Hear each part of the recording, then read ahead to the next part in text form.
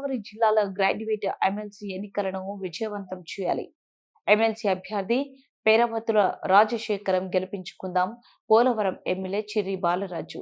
త్వరలో జరగబోయే ఉమ్మడి గోదావరి జిల్లాల గ్రాడ్యుయేట్ ఎమ్మెల్సీ ఎన్నికల ప్రచారంలో భాగంగా కూటమి ఎమ్మెల్సీ అభ్యర్థి పేరబత్తుల రాజశేఖరం విజయానికై పోలవరం నియోజకవర్గం తరపున ఏకగ్రీవం చేయాలని శాసనసభ్యులు చిర్రి బాలరాజు, పోలవరం నియోజకవర్గం ఎమ్మెల్యే కేంద్ర కార్యాలయం జిలుగుమిల్లి బరికంలపాడులో ఏర్పాటు చేసిన అవగాహన సమావేశంలో దిశానిర్దేశం చేశారు. కార్యక్రమంలో ఎన్డీఏ కూటమి నియోజకవర్గ మండల గ్రామ ముఖ్య నాయకులు, కార్యకర్తలు పాల్గొన్నారు.